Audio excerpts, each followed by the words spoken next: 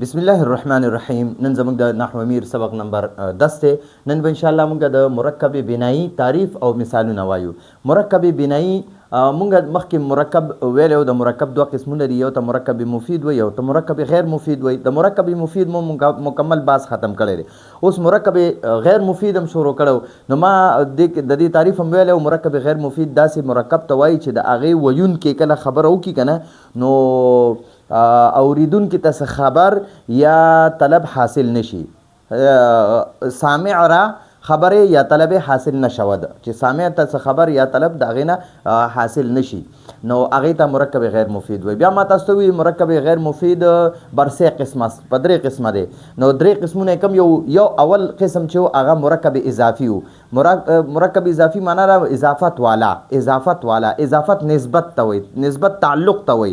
لکه د دې قلم تعلق ما سره دی، مطلب دا دی دا قلم زما دی. نو خلک وایي یاره د دې قلم تعلق ما سره دی، مطلب دا زما قلم دی. نو لږ علمي انداز کې وایي یاره د دې قلم نسبت ما ته شوی دی، ٹھیک شو؟ یا د دې قلم اضافت ما ته شوی دی. اضافت مطلب دا چې دا قلم د دې پلانی کس دی. نو دغه ته مرکب اضافي وي. بیا موږ د هغې مثالونه ولیکل، لکه غلام زیدین یا ولد حامدین یا ولد محمودین یا ولد زیدین، ٹھیک شو؟ دا مرکب غیر مفید دی. اول د مرکب غیر مفید کې دا مرکب اضافي دی. نو مرکب اضافي اول جز ته مضاف وي، دویم جز ته مضاف الیه وي. مضاف الیه بیا د جملې یو جز جوړیږي. دغه شانتې دویم قسم اوس مونږ شروع کوو. د مرکب غیر مفید درې قسمونه وو. لکه ابتدایي درې قسمونه دي، نور علما په دې کې ډېر زیات قسمونه بیانوي. یو پکې مرکب صوتي بیانوي، یو پکې مرکب توصیفي بیانوي، یو پکې مرکب اشاري بیانوي، یو پکې مرکب بنایی بیانوي، یو پکې مرکب منع صرف بیانوي، ٹھیک شو جی؟ نو دا څو قسمونه دي. خو دلته ابتدایي کتاب دی د ابتدایي طلباو دپاره، نو ځکه دلته کې صرف درې قسمونه بیانوي. اول قسم مرکب اضافي دی، دویم قسم مرکب بنایی دی. بنایی چې دی دا د بنا نه جوړ شوی، یعنی مطلب دا چې دا جوړ شوی دی د دوو اسمونو نه جوړ شوی وي، ٹھیک شو؟ نو دوم قسم لکه دویم قسم دوم به وایي، ښه دوم به نه وایي، دوم نه دوم. فارسی کې دوم ته دوم وایي، دویم ته څه وایي؟ دوم یعنی دویم قسم.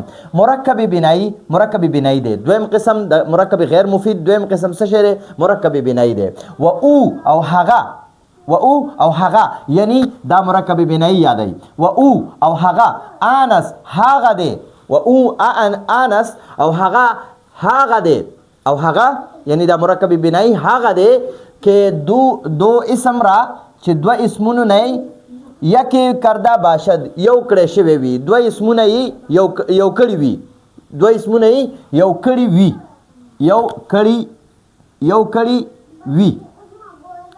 وي. چې دوه اسمونه یې یو کړي وي، ٹھیک شوه؟ بیا واورئ مرکب بنایی او آنس.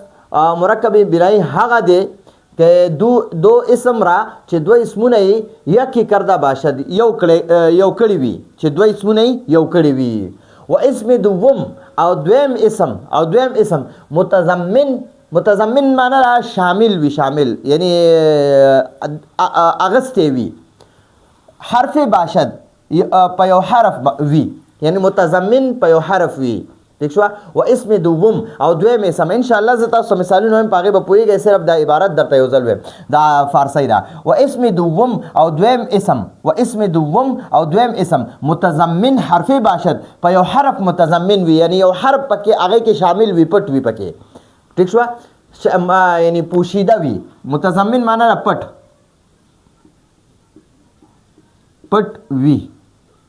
وي، ٹھیک شو؟ یعنی په دویم اسم کې یو حرف پټ شوی وي، یو حرف پکې دننه پټ وي، ٹھیک شوه؟ اوس چون 11 لکه 11 تا 19 پورې، 11 نه تا 19 پورې. 11 یولسو ته وایي، 12 دولسو ته وایي، 13 14، 14 14، 15 15، 9 یعنی 17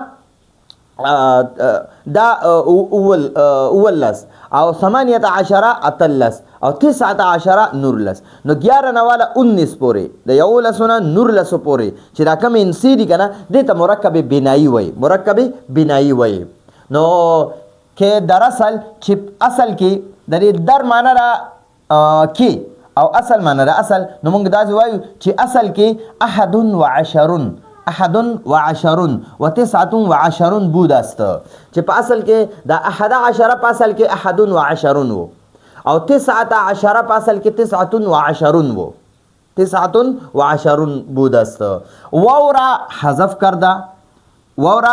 کرده واو د دې دوه په منځ کې چې راکم واو دی کنه دا یو واو دا یادای چې واو را حذف کرده واو تی حذف کړو نو دا چې دا واو چې تی حذف شي کنه نو دا 9 چې کنه 9 دا بم فتح شي او 10 چې دا بم فتح شي دا تنوینونه به ختم شي نو په 9 باندې بم زبر راشي او په 10 باندې بم زبر راشي نو بیا وای دا دوی مسم نه دا دوی مس پدې کې دا واو پټ شو دلته کې وای اسم دوم متضمن حرف باشد په دې دویم اسم کې دا واو حرف پټ شو په دې دویم اسم کې دا واو حرف پټ شو دا قشانته 21 دی دا واو ته حذف کا او په دې 10 کې پټ کا دې کې بس پټ شو چې حذف دې کو نه د دې مطلب دا چې په 10 کې پټ شو نو پر 1 باندې هم زبر راشي او په 10 باندې هم زبر راشي 1 بچره دا به 1 شي او 10 به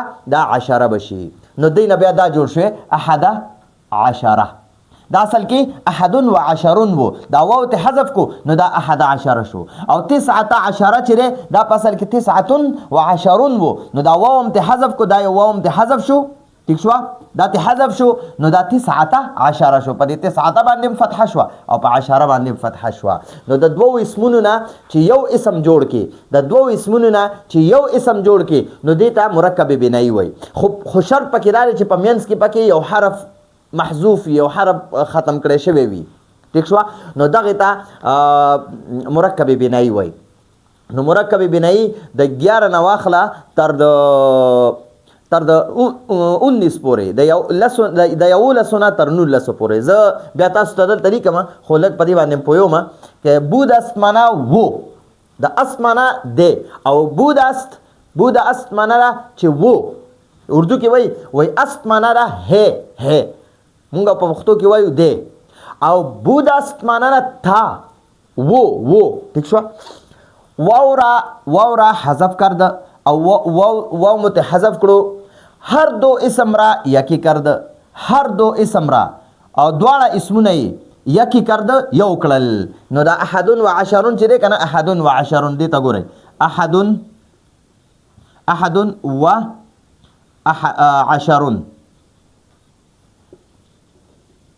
10 دا دو اسمونه دي 1 ځان له اسم دی او 10 ځان له اسم دی د دی واو د وجنه دا بیل جدا اسمونه دي ٹھیک شو اوس زویم چې دا 1 او 10 معنی دا یو او 10 معنی دا لس نو موږ داسې نه وایو د لسونه وروسته بیا موږ داسې نه وایو چې یو او لس 2 او لس 3 او لس داسې نه وایو د خپل نوم مقرر دی یو لس دولس دیارلس سوارلس نو دا یو لس چې مونږ جوړو کنه د یو او د لس نه چې کله مونږ یو لس جوړو نو د مینځ نه دا واو حذف کو نو دا به مونږ سره څه شي احده ګوره په دوانو اسمونو چې دا واو ته وکړو نو په دوانو اسمونو کې تبدیلی رااله د دې احدن پر اخیری حرف دال دی او د 10 اخیری حرف را ده نو د دې دوانو د دې واو د حذف کولو د وجنه د احدن د تنوین مم ختم شي دا به احد شي او د 10 تنوین مم ختم شي دا به 10 شي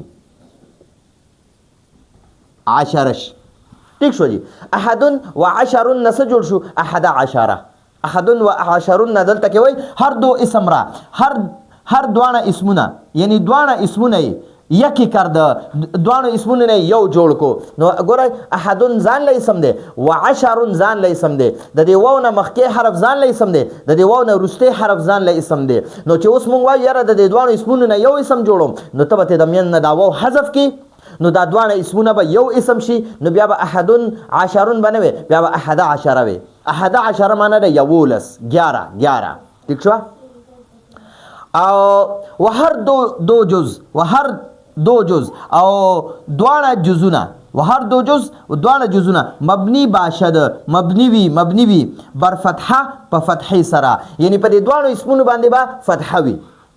نو اسم همیشه په درې شکلو کې به وي، یا به په ده باندې ضمه وي، یا به په فتحه یا به په کسره وي. لکه ګورئ زیدون کله به دا زیدون وي، کله به زیدن وي، کله به زیدین وي. لکه ګورئ زیدون دلته به درته ولیکم زیدون زیدن زیدن ٹھیک شو. نو ګورئ د دې زید د اخري حرف باندې اخري حرف دال دی، په ده باندې دلته ضمه ده. په دې دویم اسم کې اخري حرف باندې فتحه ده، دوه زبرونه دي، او په دریم اسم کې په اخري باندې کسره ده، دوه زیرونه دي. نو ضمه فتحه کسره دا یو زبر یو زیر یو پیشتم وي، او دو زبر دو زیر دو پیشتم وي. نو زیدون دا د اسم یو حالت دی، زیدن د اسم دویم حالت دی. اسم یو دی خو حالت بدلیږي، کله به په ده باندې ضمه وي، کله به په فتحه وي، کله به کسره وي. نو دې ته حالت وي حالت. نو چې د کم اسم دا حالت بدلیږي را بدلیږي هغه اسم ته معرب وي. څه ورته وایي؟ معرب. دا را روان دی، تفصیلي به وایو بیا. او بعض اسم داسې وي چې هغه دریو واړو حالتو کې په یو شکل کې وي، په دریو واړو حالتو کې یو شکل کې وي. یا لکه ګورئ 11 چې دی 11 دا په حالت رفعي کې 11 دی، د یو ضمې والا حالت کې 11 دی، او فتحي والا حالت کې 11 دی، او کسري والا حالت کې 11 دی. یا هذا نو دا حالت رفع کم هذا دی، حالت نصب کم هذا دی، ٹھیک شو، او حالت جر کم هذا دی. هذا په دریوانو شکلونو کې په دریوانو حالاتو کې یو شانتی دی. هذا او زیدون تو ګورئ زیدون زیدن زیدین. نو چې د کم اسم په دریوانو حالتو کې اخري حرف حالت بدلیږي را بدلیږي که نه، نو دې اسم ته مونږ معرب وایو. او چې کم اسم په دریوانو حالتو کې په یو شکل کې که نه هغه ته مبني وایي. مبني نو دا مبني باندې به باس را روان دی، انشاءالله تفصیلي باس پکو. خو دلته یې مونږ ته صرف ویلي دي وایي چې دا 11 نه دی، دې دواړو اسمونو نه دې دواړو جزونو نه مونږ یو اسم جوړ کو. وهر دو جز او دواړه جزونه وهر دو جز او دواړه جزونه مبني باشد، مبني به وي. نو ګورئ په ده باندې به حالت رفع کې 11 به وي، او حالت نصب کې به 11 وي، حالت جر کې به 11 وي. ٹھیک شو. او مبني باشد بر فتحه به وي. په وګوره په دې 11 باندې فتحه دی، او 10 باندې فتحه دی، په دوانو باندې فتحه دی. الا 12 سوا د 12 12 ته وایي 12. ٹھیک شو. سوا بغیر د 12 نه، دا 12 چې دی نو دا معرب دی. 12 کې دا اول جز معرب دی، دا اسنا پکې معرب دی. ښه دا پکې څه شی دی؟ معرب. اسنا پکې معرب دی. دا کله 12 وي، کله به 12 وي. 12 دلته ورته ګورئ 12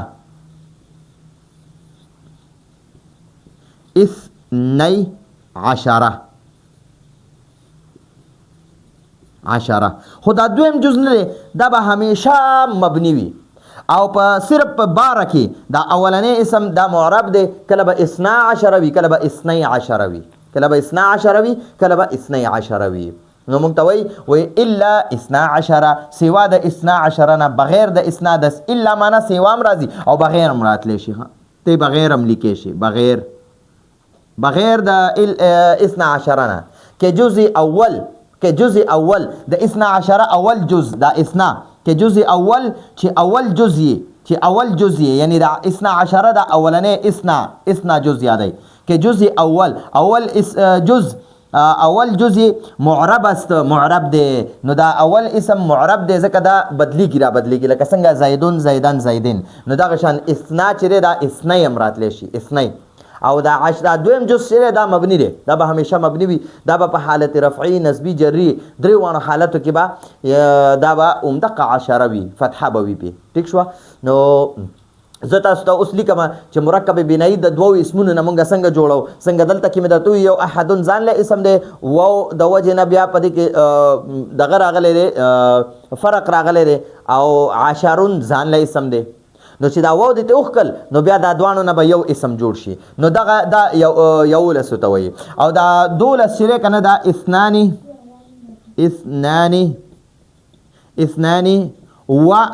و عشره عشرون اثنان و عشرون نو دې نه به مونږ اوس دا واو د منځ نه وباسو که نه چې دا واو ته منځ نه وباسو نو د دې اثنا نه به دا نون هم ختم کي او د عشرون نه به دا ضمه ختمه کي نو دا به مونږ سره شي اثنا عشره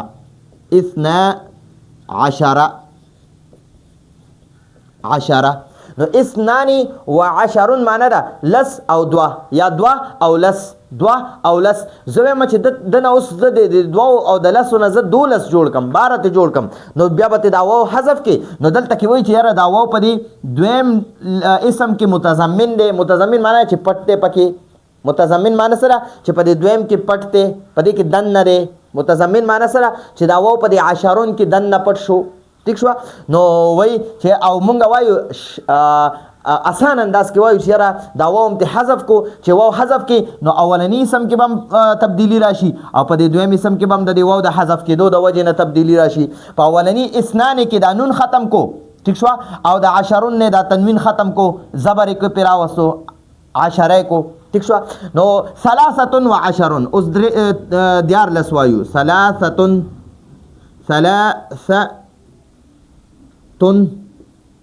و عشرون اوس د ویمه دا وای درې او لس زم د درې او د لس نه زه 14 جوړول غواړم 13 ته جوړول غواړم ورته کوي 3 اور 10 3 اور 10 زم دینه 13 جوړ کا 13 14 جوړ کا نو بیا به داسې وکي چې دا د دې د منځ نه به دا واو لري کې نو چې واو دې لري کو نو د دې ثلاثتون نم تنوین ختم کو او د عشرون نه بم تنوین ختم کی نو دا به مونږه یو اسم به جوړ شي د دې واو د حذف کې دونه پس په د دې دوانو اسمونو نه یو اسم جوړ شي نو دا به مونږ سره شي ثلاثه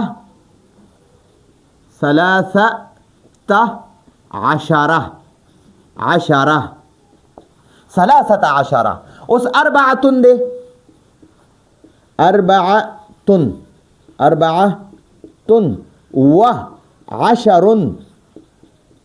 اربعتن و عشرون معنی را سلور او لس زویم دی نه 14 جوړو نو ته به دا من نه دا واو حذف کی نو د اربعتن نه تنوین ختم کی او د عشرون نه تنوین ختم کی دوانو لبه فتحه ور کی نو دا به موږ سره شي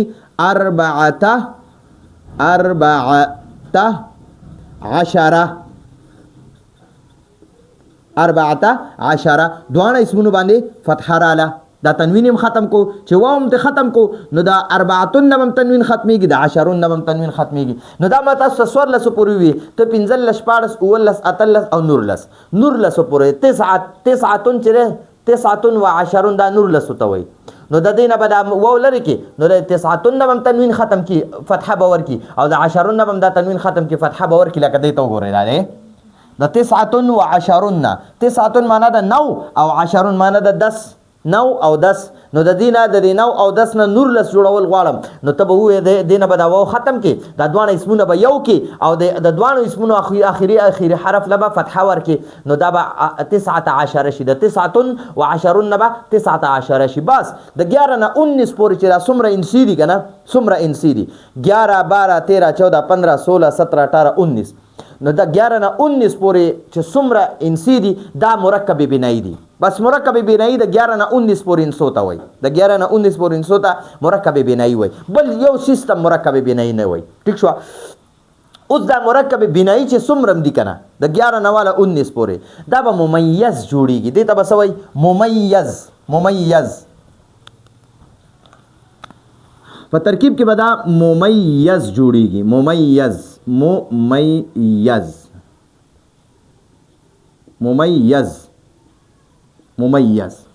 او دې لپاره به یو بل اسم راځي هغه ته به تمییز وای تمییز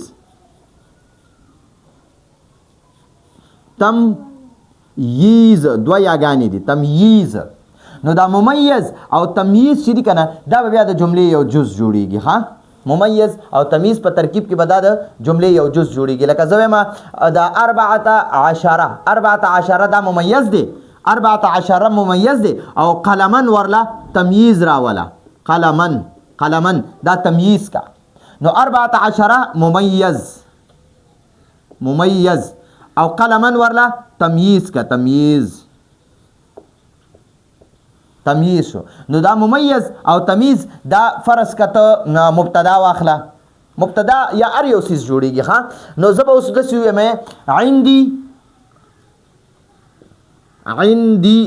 عند معنا دا عند مضاف دی او دا یا مضاف الیه دی. عندي معنا ما سره، عندي 11 درهما، 11 یا 19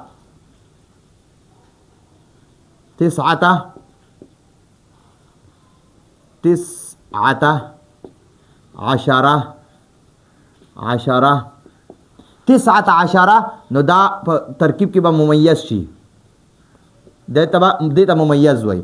او درهمن یا قلمن یا کتابن ته چې سر اخلي، کتابن یا طلابن طالب علمان، کتابن نو دا کتابن ورلا تمییز کا، تمییز.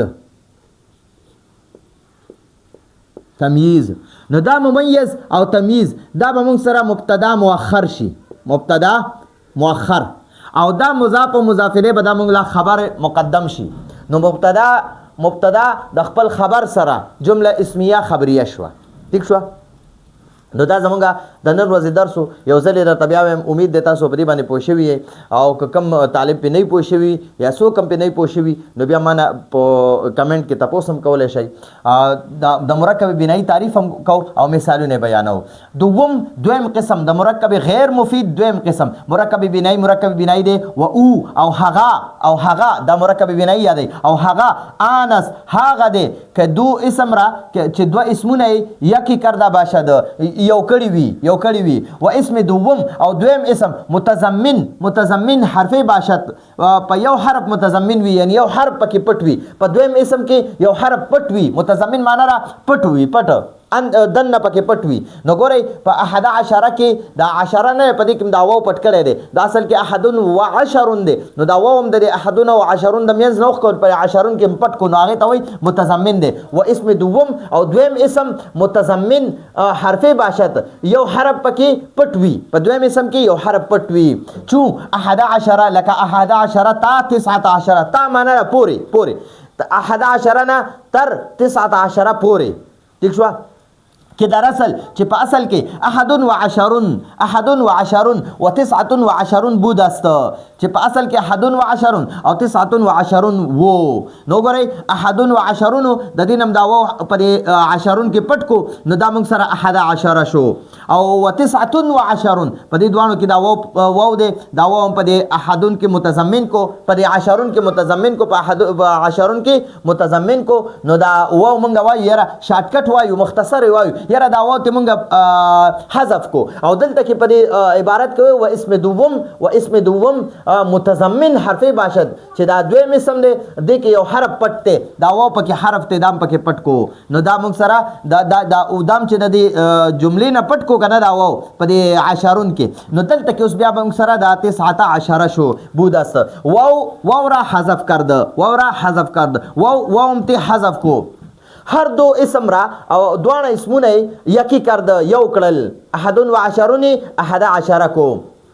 و هر دو جز او دوانه جزونه مبنی باشد، مبنی بی بر فتحه په فتحه سره.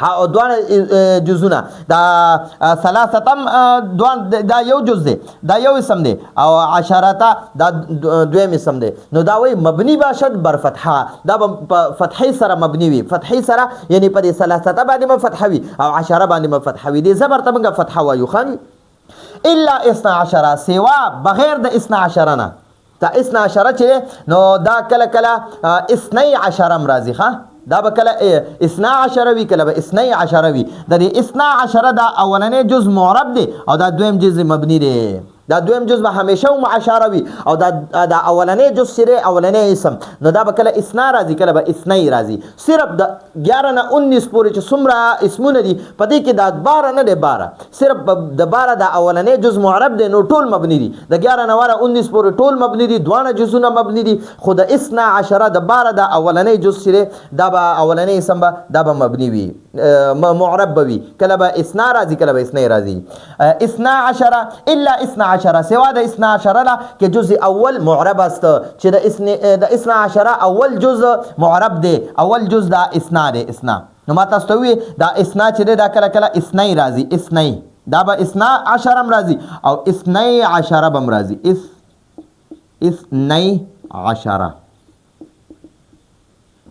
12 ٹھیک شو. نو امید ده تاسو په دې باندې پوه شوي خو بیا ما تاسو ته یو خبره بله وکړه چې دا 11 نه واره 19 پورې څومره انسي دي که نه دا خو موږ سره مرکب بنایي دي او د مرکب بنایي د مرکب بنایي د 11 د دوانو جزونو ته ممیز وي او دې لپاره به کتابا یا قلما یا طلابا یا مسجدا یا هر یو څیز چې دی هغه به ورلته دغه راولي تمییز راولي نو دا ممیز او تمییز دا به بیا د جملې یو جز جوړیږي. نو دا زموږ د نن ورځې درس و راتلونکي درس پر اجازه غواړو. هذا هو المرام والله اعلم بحقیقة الكلام.